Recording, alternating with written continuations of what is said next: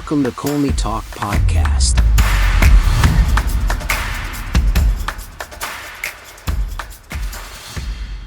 Hello, listeners. Hope you're doing well. You are listening to Colney Talk Podcast, a byte-size show. I'm your host, Alex. New listeners, thank you for joining, and to my returning listeners, glad to have you as well. We are back. Now fully recovered from the World Cup. It was quite an interesting tournament and a historic one, I would tell you. I don't think I've experienced a final like that, and it was really good to enjoy. Congratulations to Argentina. Very happy for Messi, and really good to see him finally get that on his belt. And commiserations to France. They really played a heck of a game, and I know they'll definitely bounce back. And Saliba, I know you two will bounce back as well, and glad to have you back all intact to play for Arsenal, and a lot to be proud of, for Team France. But we're back to what we regularly do.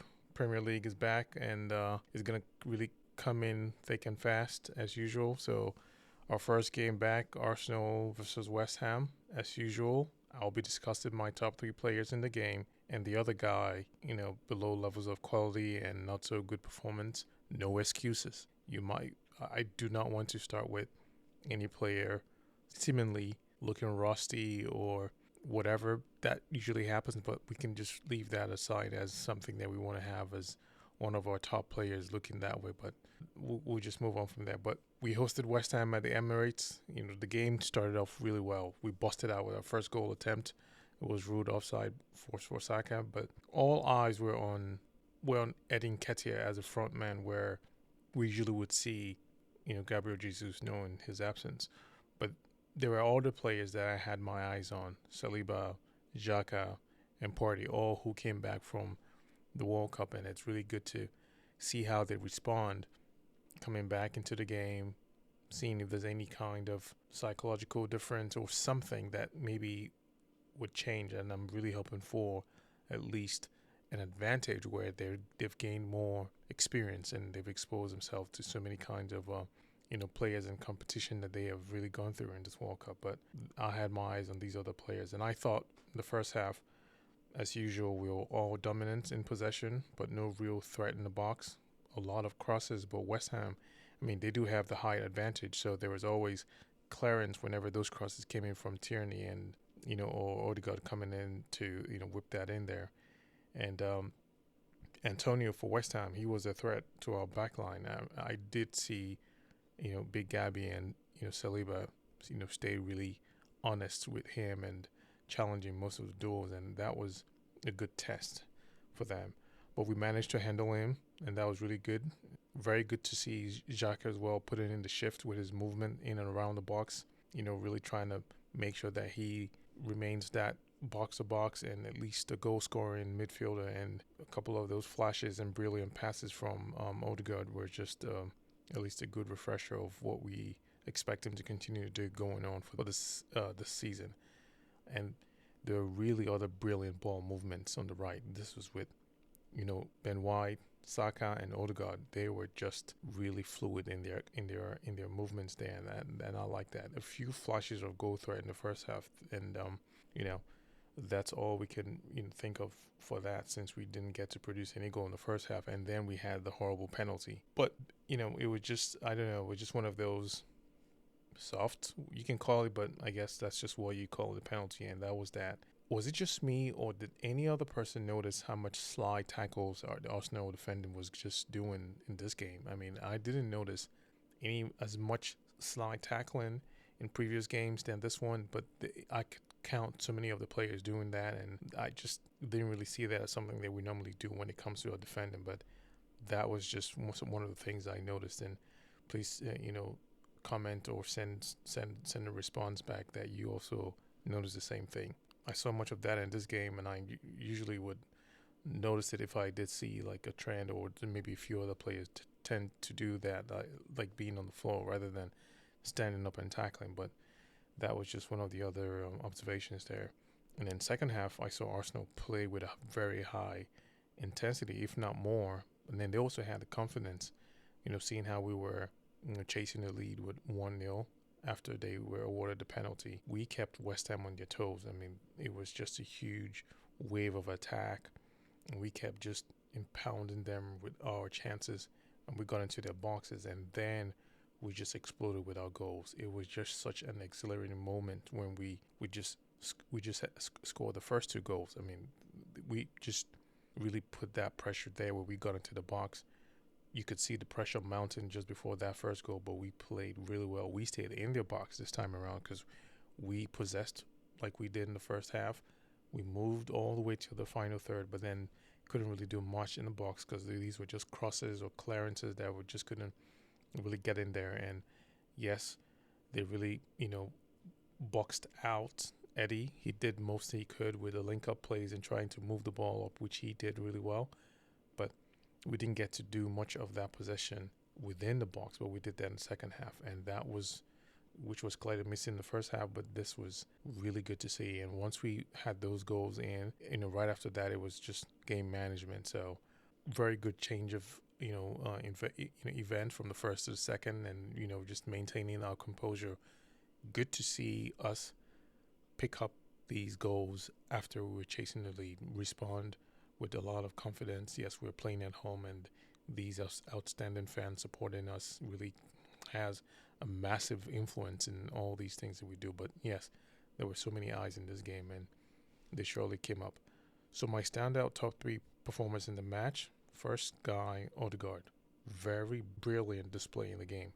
Several nearly inch perfect passes to Xhaka and Eddie, and the unlucky one to Saka. I'll take that too, but I thought Odegaard was very disruptive in defensive ball retention and interception. So he did quite a lot of that. And this was a rather physical side of him that, I haven't really seen as much. Putting his body on the line, engaging in a few 50-50s, and he was really up for it today. I mean, very nice tackles and just dribbling and trying to get in and out of tight, spaces, and he did it really well. He wasn't shy to shoot as well, mind you, because before he would do the normal in the box passes and just instead of just taking those decisive shots, and he did that. So that was very well noted, and he did perform very well today.